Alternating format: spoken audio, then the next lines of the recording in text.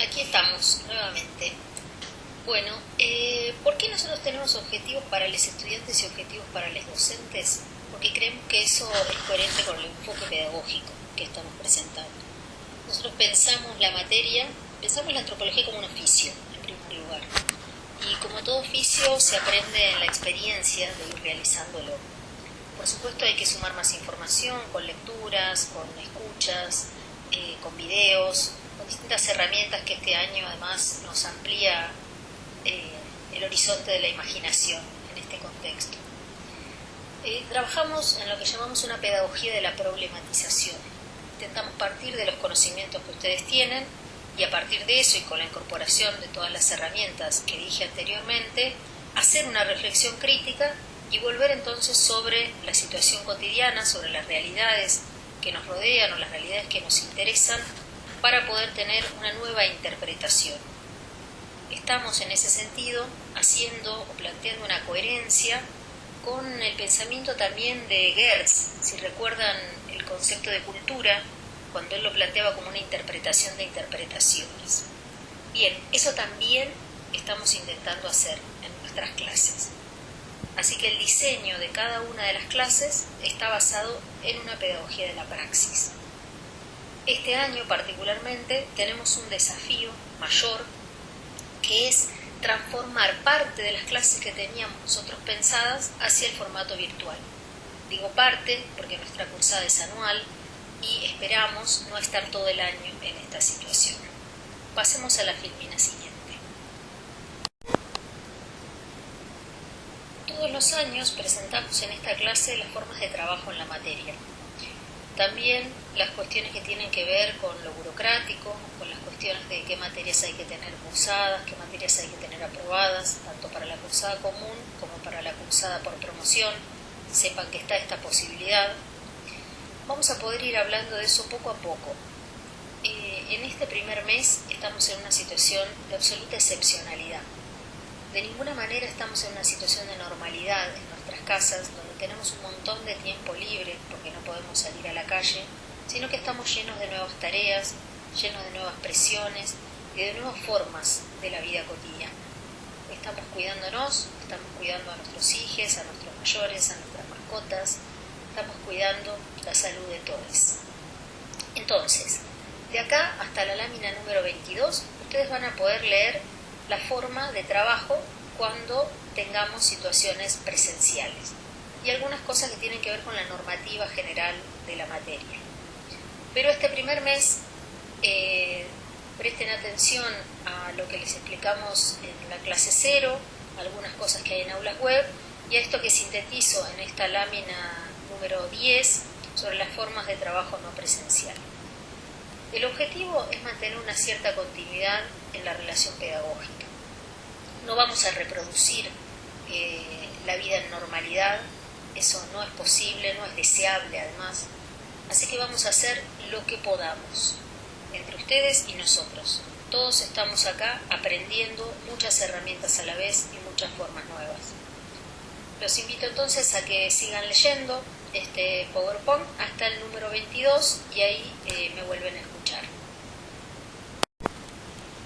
Bueno, el programa de la materia está organizado en torno a 5 unidades en las que vamos atravesando diferentes temáticas. Las primeras unidades son las que nosotros llamamos la base más estructural, si se quiere, de la teoría social general. Vamos a ver en primer lugar la pregunta antropológica, cómo nosotros concebimos la antropología, recuperando varias de las lecturas que ustedes han hecho en otras materias, en la carrera previamente, no solo las del eje de antropología sociocultural. Después vamos a pasar a algunas cuestiones que tienen que ver con temas que nosotros vamos eligiendo, como la cuestión de género, la cuestión de desigualdades, que son de abordaje contemporáneo, y también otros temas más clásicos, finalmente, como la antropología urbana, la cuestión de la mundialización y la globalización. Este año vamos a estar atravesados todo el tiempo por el trabajo sobre la pandemia. Nuestra propuesta de las prácticas preprofesionales que otros años hacíamos a elección de cada uno de los grupos, ya sea como temáticas de investigación o como temáticas de intervención, este año volvemos a la propuesta que hicimos también en el año 2013, cuando iniciábamos la cursada y tuvimos el acontecimiento de la inundación en la ciudad de La Plata. En una apuesta a trabajar sobre lo que acontece en la contemporaneidad de nuestro aprendizaje, vamos a trabajar sobre la pandemia, iniciando entonces trabajos en forma virtual y avanzando cuando tengamos la posibilidad de la forma presencial. En la clase que viene vamos a profundizar sobre esta cuestión. Ahora les pido que vayan avanzando en las láminas para ir viendo el contenido que les proponemos en cada una de las unidades. La antropología clásicamente podría definirse, no sé si clásicamente, es una de las maneras en que a mí me gusta definirla y a otros autores, como el estudio de sistemas de clasificación. Si nosotros siempre decimos que nos interesa la perspectiva del actor, que nos interesan las lógicas que las personas les dan a sus prácticas, que siempre hay un sentido en toda práctica para el que la realiza, nuestra curiosidad, nuestra pregunta está en develar cuáles son las formas en que las personas organizan el mundo, es decir, cuáles son los sistemas con los que clasifican las cosas, las personas, los entes, y a partir de esa clasificación que realizan se organiza la relación social con ellos, se organiza la interacción con ellos. Por eso hablamos de develar sistemas de clasificación. Como decía previamente, nos interesa el estudio de sistemas de clasificación. Podríamos nombrarlos también como sistemas categoriales. En las ciencias sociales acostumbramos decir que tenemos diacríticos o clivajes fundamentales de organización de lo social, que son los más conocidos, como es el sistema de clases sociales, el sistema de grupos de edad, el sistema de géneros, el sistema étnico, el sistema de clasificación racial, entre muchas otras que vamos a poder ir encontrando en las situaciones sociales que nosotros analicemos. Estas distintas clasificaciones con las que interactuamos con los demás son a su vez las que nos constituyen a nosotros. La cuestión de la constitución del sujeto, o en otros términos de la subjetividad, es algo también de nuestro interés. Nosotros no trabajamos desde la psicología, no trabajamos desde el individuo, pero nuestra comprensión que ya nos plantearon en antropología general en los primeros años acerca de cómo es un ser social, es una unidad biológica, social, psicológica, el ser humano, estamos pensando que hay una dimensión individual y también hay una dimensión colectiva, que la dimensión individual es producto también de las interacciones sociales. Ese vínculo entre individuo, sociedad, ese vínculo entre persona y estructura, entre ser humano y comunidad, es algo de lo que a nosotros nos interesa y que vamos a ir desarrollando a lo largo de la cursada. Van a ver que en las clases 3 y 4, que vamos a trabajar particularmente con lo que se llaman autores clásicos de la teoría social, como son Weber, Durkheim y Marx, ellos están centrados fuertemente en develar distintas formas del vínculo entre individuo y sociedad. En la siguiente unidad vamos a seguir con autores que tienen también esa pregunta y dan otras respuestas, como es el caso de Pierre Bourdieu y el caso de Michel Foucault. Pero bueno, para no seguir derivándonos en esos comentarios, volvamos a uno de nuestros conceptos claves de la profesión y de la carrera que ustedes vienen cursando, el concepto de cultura. Varias veces les deben haber dicho a lo largo de la carrera que las sociedades se organizan en formas de desigualdad, en formas de diversidad y en formas de diferencia. Vamos a trabajar sobre esas tres dimensiones, vamos a ver algunas teorías en particular y esperamos sumar elementos para complejizar el análisis de lo social. Concentrándonos ahora en la cuestión de cultura, volvemos a preguntarnos, ¿qué es, cómo es, cómo se la puede definir, cómo se la puede estudiar. Si estuviéramos en la clase presencial, escucharía sus respuestas. Pero como no tengo esa posibilidad en esta oportunidad, vamos a escuchar las respuestas que dieron 3 autores que ustedes pueden leer en la Filmina 31. Uno es la clásica definición de cultura de Clifford Geertz. Después vamos a tener la propuesta de Alejandro Grimson, que es un antropólogo de Argentina. Actualmente trabaja como asesor del gobierno nacional, que tiene grandes aportes para pensar siempre también la cuestión del poder y la cultura. Y vamos a leer también una definición de una autora que trabajaremos más profundamente cuando veamos las clases vinculadas a género, que es Sherry Horner. Los invito entonces a leer y me vuelven a escuchar en la Filmina 31.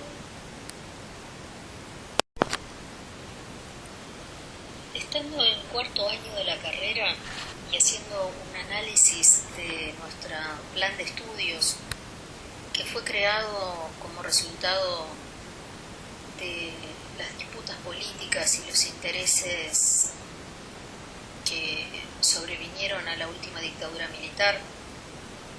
Ustedes saben que nuestro plan de estudios está creado en el año 1985 y que todo plan de estudios representa un momento histórico y representa también lo que es posible de negociar, de acordar entre los sectores en pugna. Clásicamente en el ámbito universitario los sectores en pugna son los claustros estudiantil, de graduados y de profesores. Pero el plan de estudios nuestros no parece ni siquiera hecho en la década del 80. En varias de sus áreas contiene representaciones de la antropología, teorías de la antropología muy previas. Si nos detenemos en el caso de la arqueología, vemos que prima un paradigma de áreas culturales, y entonces las arqueologías están distribuidas por partes de la tierra, por zonas geográficas, digámoslo así, y algún tipo de vinculación a ciertos grados de desarrollo de esas sociedades o tribus. Por supuesto estoy hablando de la propuesta original del plan de estudio, no de todo lo que los docentes actuales hemos transformado y dictamos cada una de esas materias. Pero si ustedes se detienen en los contenidos mínimos originales y en la estructura de esa malla curricular, van a poder leer eso para el caso de las arqueologías, van a poder leer para el caso de la antropología biológica una distinción en 4 núcleos, uno que tiene que ver con crecimiento y desarrollo, vinculado entonces a la ontogenia, otro vinculado a la filogenia, otro luego vinculado a la adaptación, y también otro vinculado a genéticas, poblaciones, para decirlo simplificadamente. A nosotros nos interesa particularmente el eje de la antropología social. Y aquí creo que somos unos de los más atrasados, si vale ese adjetivo, para pensar como un modelo donde se representa un nivel inicial del conocimiento de carácter descriptivo, como serían las etnografías, en un supuesto de que lo descriptivo no tendría una interpretación, no tendría una valorización por parte de los investigadores, pasando después a un momento superior del conocimiento, un esquema que tuvo bastante vigencia en Francia, donde tendríamos entonces las antropologías sociales. Esta idea de entonces etnografía 1, etnografía 2, antropología social 1, antropología social 2, que de ninguna manera representa el pensamiento de ninguna de las docentes que estamos actualmente en esas 4 cátedras, sin embargo, es la malla curricular y me permite a mí tomarla como punto de partida o como ejemplo para hablar de cómo todo conocimiento nace en la lucha, cómo todo conocimiento nace en la disputa. De aquel esquema de pensar que las caracterizaciones de los pueblos que fueron colonizados eran de carácter etnográfico y que cuando entrábamos ya en sociedades de clases o sociedades que tenían que ver con la Europa central o tiempos contemporáneos, recién ahí podíamos hablar de antropología social. Eso fundó las bases no solo del colonialismo en términos económicos y políticos, sino por supuesto del colonialismo en términos científicos, de lo que voy a llamar repetidas veces a lo largo de la cursada, tenemos colonizada la cabeza. En esa colonización de nuestros imaginarios, sobre esa colonización de nuestros imaginarios, queremos clavar algunos puñales, queremos desandar a la par de ustedes, porque por supuesto nosotras, o en mi caso particular, que soy más vieja que ustedes, tengo más peso quizás de muchas de esas ideas, tengo que hacer un ejercicio político importante para trabajar sobre lo que de Sousa Santos, que es un epistemólogo que me interesa mucho presentarles, llama la antropología de las ausencias. Poder dar cuenta de todo lo que estuvo ausente en el relato de la antropología.